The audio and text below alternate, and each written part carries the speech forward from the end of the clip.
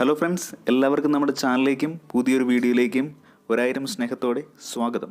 നമ്മുടെ വായ വിശാലമായി തുറക്കുകയും ശ്വാസകോശം ധാരാളം വായുവിനെ ഉള്ളിലേക്ക് എടുക്കുകയും ചെയ്യുന്ന ഒരു പ്രവർത്തനമാണ് കോട്ടുവായ അല്ലെങ്കിൽ വായ്ക്കോട്ട എന്ന് നമുക്ക് എല്ലാവർക്കും അറിയാം. അതേപോലെ പിന്നീട് നമ്മൾ ഈ എടുത്ത വായു നമ്മൾ സാവധാനം പുറന്തള്ളുകയും ഒപ്പം ഈ സമയത്ത് തന്നെ നമ്മുടെ ചെവികൾ നീട്ടുകയും അതുപോലെ തന്നെ കണ്ണുകൾ ഇറുകിയ ഒരു അവസ്ഥയിലാവുകയും ഒപ്പം നമ്മുടെ കണ്ണുകളിൽ വെള്ളം നിറയുന്നതും എല്ലാവരും ശ്രദ്ധിച്ചിട്ടുള്ള ഒരു കാര്യമായിരിക്കും അല്ലേ. ഈ പറഞ്ഞ ലക്ഷണങ്ങളെല്ലാം തന്നെ നമുക്ക് ഓരോരുത്തർക്കും കോട്ടുവായ ഇടുമ്പോൾ ഉണ്ടാകാറുണ്ട്. എന്നാൽ ആരെങ്കിലും ചിന്തിച്ചിട്ടുണ്ടോ എന്തിനാണ് നമ്മൾ ഈ കോട്ടുവായ ഇടുന്നത്? എന്തിൻ്റെ സൂചനയായിട്ടാണ് ശരീരം ഇത് കാണിക്കുന്നത്? എല്ലാവരും കോട്ടുവായ ഇടുമെങ്കിലും ഭൂരിഭാഗം ആളുകൾക്കും ഇതുണ്ടാകാനുള്ള കാരണം എന്താണെന്ന് അറിയില്ല.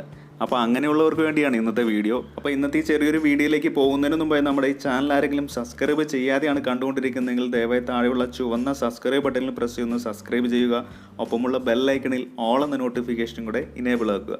ഇനി ഫേസ്ബുക്കിലാണ് കാണുന്നതെങ്കിൽ ഫേസ്ബുക്ക് പേജ് ഒന്ന് ഫോളോ ചെയ്യുക. ഒപ്പം വീഡിയോ ഇഷ്ടമായെങ്കിൽ തീർച്ചയായിട്ടും ലൈക്ക് ചെയ്യുക. നിങ്ങളെ സ്നേഹിക്കുന്നവർക്ക് ആ വീഡിയോ ഒന്ന് ഷെയറും കൂടെ ചെയ്യുക.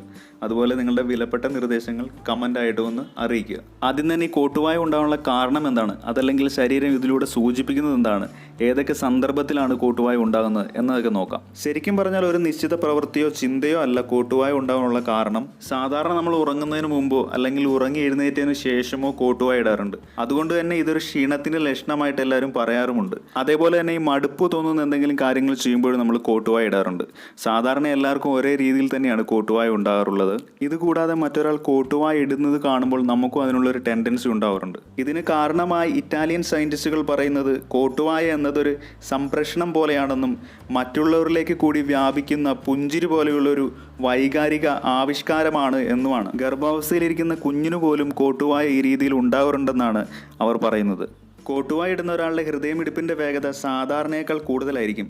അതിനാൽ ഹൃദയമിടിപ്പ് വർദ്ധിക്കുന്നത് മന്ദതയേക്കാൾ കൂടുതൽ ജാഗ്രത പാലിക്കുന്നതിൻ്റെ സൂചനയാണെന്നുമാണ് ചില പഠനങ്ങൾ പറയുന്നത്. അതേപോലെ തന്നെ കോട്ടുവായ എന്നത് ശരീരത്തിൻ്റെ അവബോധ അവസ്ഥ മാറ്റുന്നതിനുള്ളൊരു മാർഗമാണെന്നും പഠനങ്ങൾ പറയുന്നു. അതേപോലെ തന്നെ നമ്മൾ കിടക്കുന്നതിന് മുമ്പ് ശരീരം ഉറക്കത്തിന് ഒരുങ്ങുന്നു എന്നതിൻ്റെ ഒരു സൂചന കണക്കും. അതുപോലെ തന്നെ ബോറടിക്കുമ്പോൾ അല്ലെങ്കിൽ ഒരു വിരസത നിറഞ്ഞ ജോലി ചെയ്യുമ്പോൾ തലച്ചോറ് ഉയർന്ന ജാഗ്രതയിൽ നിന്നും താഴ്ന്ന ജാഗ്രതയിലേക്ക് പോകുന്നു എന്നതിൻ്റെ ഒരു സൂചന കണക്കും. അതേപോലെ വ്യായാമത്തിനോ കായിക വിനോദത്തിനോ ശേഷം, അതുമല്ലെങ്കിൽ തീവ്രമായൊരു കായിക പ്രവർത്തനത്തിന് ശേഷം കോട്ടുവായ ഉണ്ടാകുന്നത് തലച്ചോറിൻ്റെ ഉയർന്ന ഊർജ്ജത്തിലുള്ള പ്രവർത്തനം താഴ്ന്ന ഊർജ്ജത്തിലേക്ക് മാറുന്നു എന്നതിൻ്റെ ഒരു അടയാളമായിട്ടാണ് ശരീരം കോട്ടുവായയിലൂടെ സൂചിപ്പിക്കുന്നത് എന്നാണ് ചില പഠനങ്ങൾ പറയുന്നത്.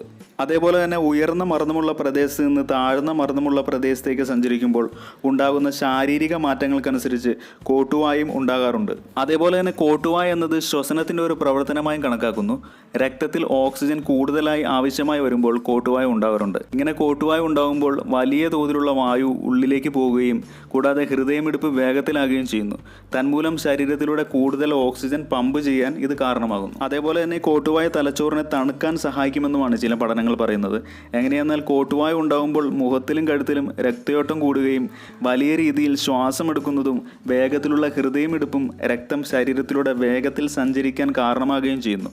ഇങ്ങനെ ഈ പ്രക്രിയയിലൂടെ ചൂടുപിടിച്ച തലച്ചോറ് തണുക്കുകയും ചെയ്യുന്നുവെന്നുമാണ് ഈ പഠനത്തിലൂടെ പറയുന്നത്. അതേപോലെ കോട്ടുവായ സാധാരണയായി എല്ലാവരിലും കണ്ടുവരുന്ന ഒന്നാണെങ്കിലും അമിതമായ കോട്ടുവായ ഉണ്ടാകുന്നത് ശാരീരികമായ പല തകരാറുകളുടെയും ലക്ഷണവുമാണ്.